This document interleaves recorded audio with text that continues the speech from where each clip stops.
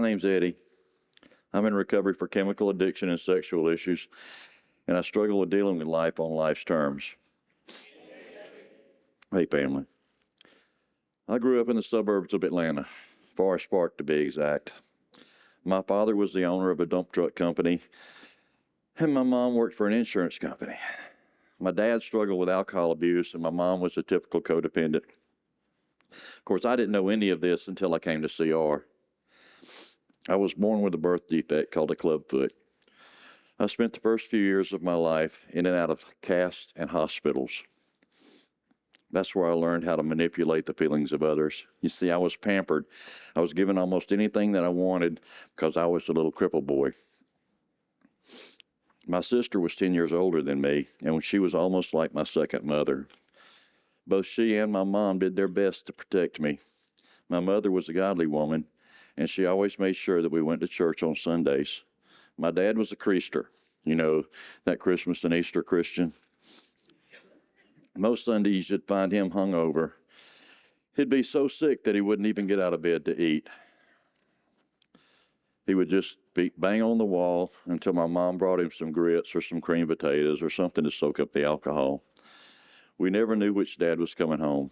Sometimes it was the "I love you, man, Dad." Or should I say, and most of the time, it was the scary guy who would choose violence to deal with his frustrations. More than once, Mom would have to flee the house in fear for her life. Dad would often pull out his pistol and just sit with it in his hand. Once when Mom had to run, Dad refused to let me go. I was about 10 years old at the time. I waited for him to pass out, and then I left the house. I didn't know where my mom had gone, but I knew how to get to my sister's apartment. She lived about 10 miles away. So off I went. It was winter, and it was midnight. I didn't know it, but my sister was out with friends, and she wasn't even at home at the time. Now, I know that God has always been watching over me, even before I made the choice to follow him. And this is how I know. I was about halfway there when my sister and her roommate passed me walking down the road in my PJs. In my house, everybody walked on eggshells. And I felt like nothing I ever did was good enough. I grew up feeling like I was 2 steps behind everyone else. Others always seemed to read, write, understand, throw, hit, catch a little bit better or a little bit faster than I did. When I was 13 years old, we had a concert at our church. It was the first taste of praise music that I'd ever heard. It was the early 70s, and the only Christian music that I'd ever heard was from a hymnal. Something happened to me that night, and I accepted the Lord into my life. And after that, I was on fire for Jesus, but I didn't know what to do or how to do it. I didn't have anyone to mentor me or anyone I felt comfortable talking about my walk with Christ. I was surrounded by family and friends who, let's say, they enjoyed life. I certainly didn't know that when I asked Jesus into my life, I was inviting evil to attack me. It wasn't long after that I was introduced to the drug scene by a family member. All it took for me was one hit, and I was hooked. The evil one knew right where to hit me to knock me out. I was saved, but from that moment on, I wasn't seeking Jesus anymore. I was seeking a way to fit in with my new friends. It started out okay, just a weekend thing, but it quickly escalated. And by the 7th grade, I had no interest in learning, and I began to fake an illness to get out of school. Now, I don't mean when I say I faked an illness, I don't mean the cold or the flu. I faked epilepsy.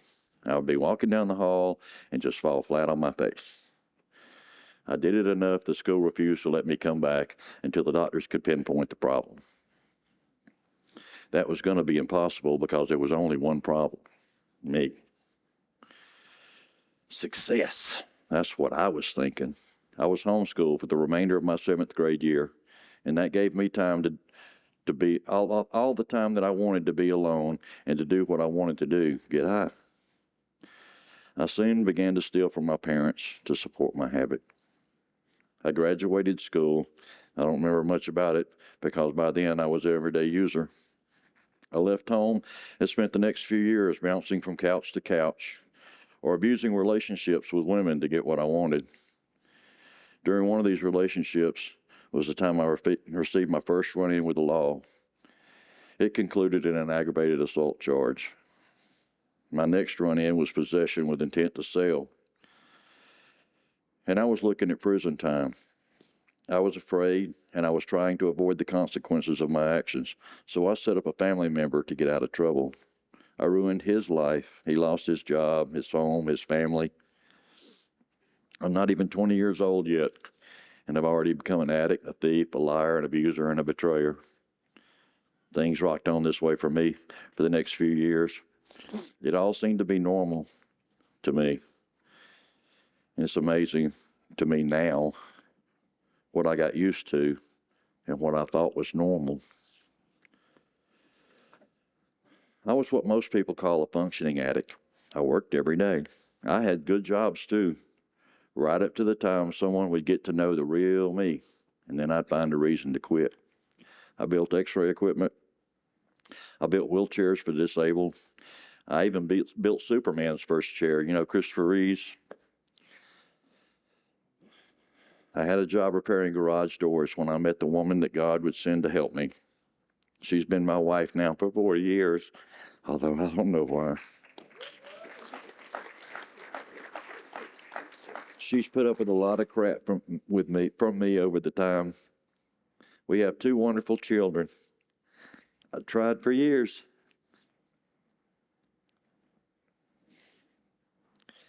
to hide my abuse from them, but the only thing that I accomplished by doing that was not letting them know who their father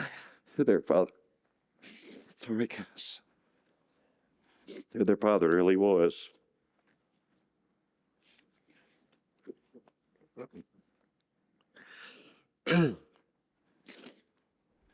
As a result, my oldest daughter's not speaking to me. I haven't talked to her in over a year.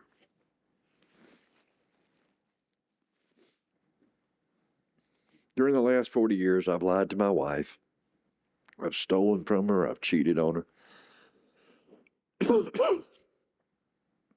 I don't know why she stayed with me, except like I said, she was sent from God to help me. After we had our daughter, she told us there wouldn't be any more children unless I could stop using. So I thought I'd start going to AA meetings. That way she'd see me trying. That didn't last long. All I did was complain about her.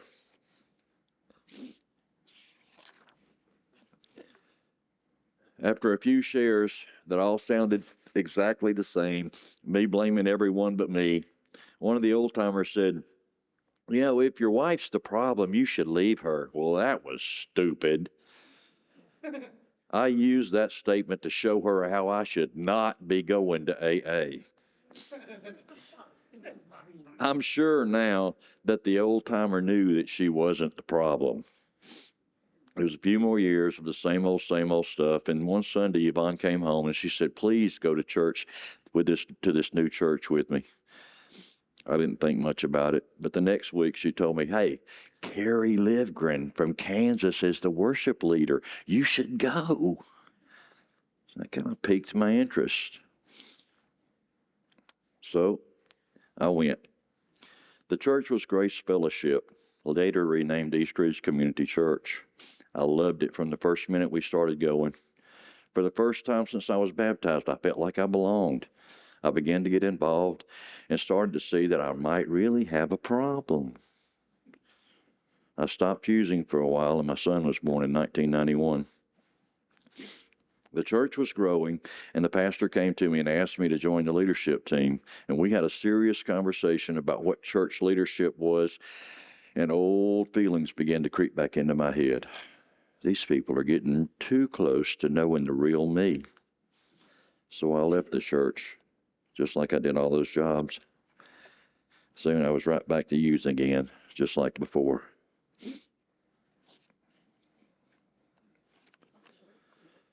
Around the turn of the century, I began to think, okay, enough's enough.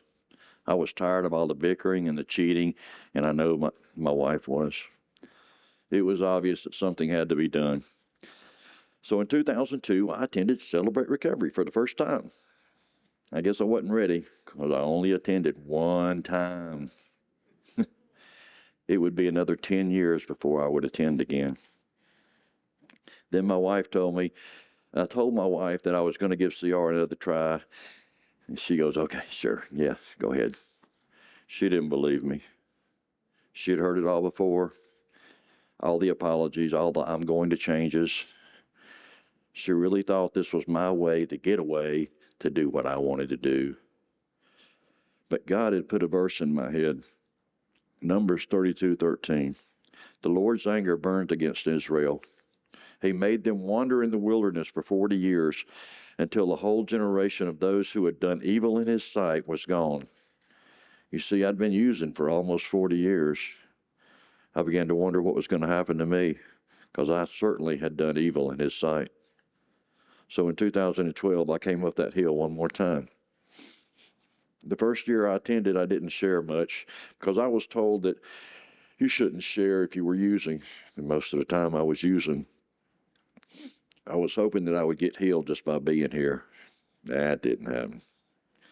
Then one night a friend said, hey, why don't you just try not using for a while? Wow, what a novel idea.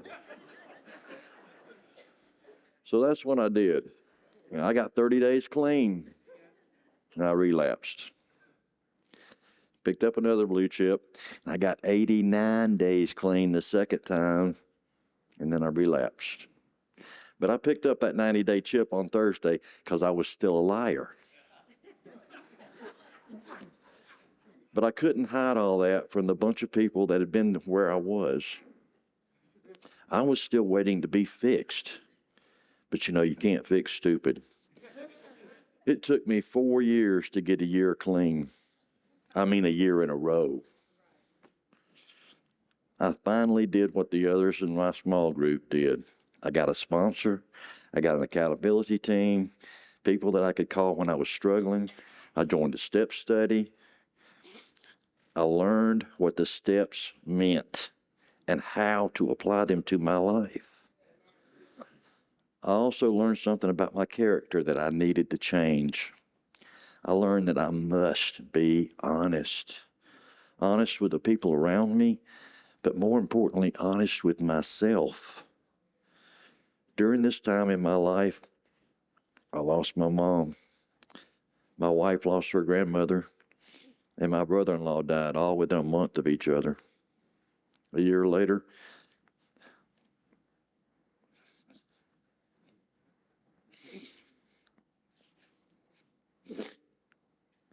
I lost my sister to opioids.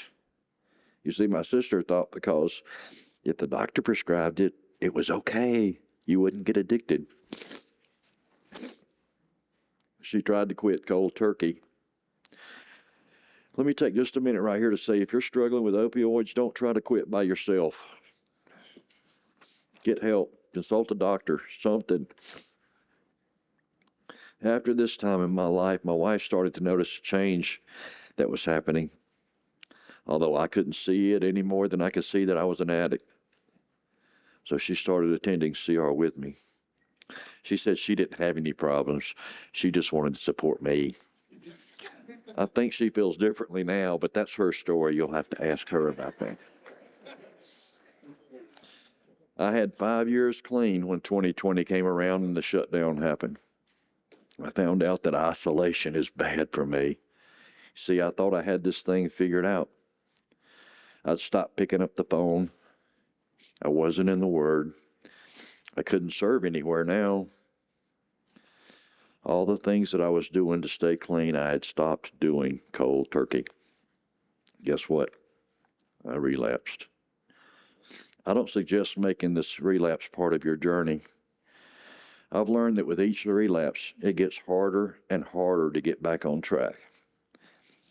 I used off and on for a while, but I couldn't really enjoy it like I used to anyway. It seemed more like a chore. I was trying to hide it from my wife, but I could see the disappointment on her face because she had seen it all before. To her credit, she knew she couldn't fix it or me, so she just kept working her program and prayed for me to start working mine. Mark 11:24 says, "Therefore I tell you, whatever you ask for in prayer, believe that you have received it and it will be yours." And on April 21st, April of 2021, God answered her prayer. He threw me off a roof. No, he didn't really throw me off the roof, but he used me falling off the roof and breaking my ankle to get my attention.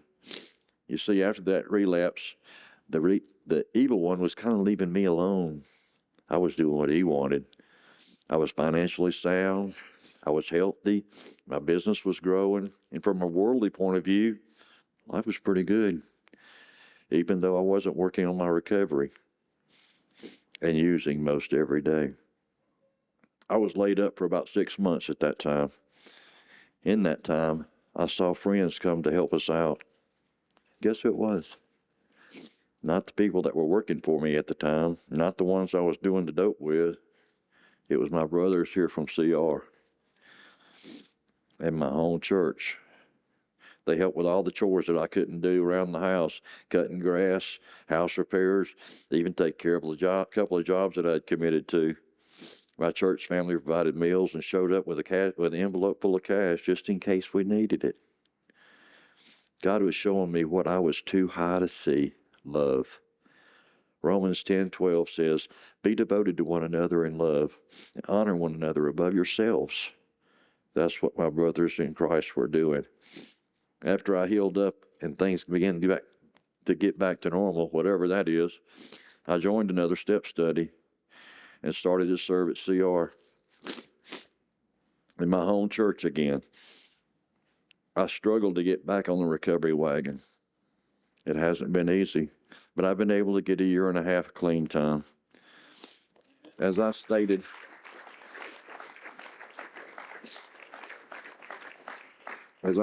I'm serving here at CR on the tech team. You guys back there rock. Yeah, yeah, yeah. I'm leading a jail ministry with my brother Eddie H. But most of all, I'm trying to learn all I can about Jesus so that I can be more like him. If this is your first time here or you're new to CR, welcome home. I want you to know one thing. Step 2 says, I came to believe that a power greater than ourselves could restore us to sanity. And the biblical is for God who works in you to will and to act according to his good purpose. He threw me off a roof. Philippians 2:13. And principle 2 is earnestly believe that God exists, that I matter to him, and that he has the power to help me recover. Happy are those who mourn, for they shall be comforted. Matthew 5:4. The second part of that principle is vital to my recovery. I must believe that I matter to God. It's harder for me after all the things that I've done to hurt other people. But God has shown me the truth repeatedly. Jesus has covered a multitude of my sins, just like he did for King David. He said in Psalms 40:20, "For troubles without number surround me. My sins have overtaken me. I cannot see. They are more than the hairs on my head. My heart fails within me." This is how I feel sometimes. But then I remember that the battle's already won, and Satan is a liar. Jesus' last word from the cross were, "It is finished." He can do for you what he can do for me if you choose to let him. Thanks for letting me share.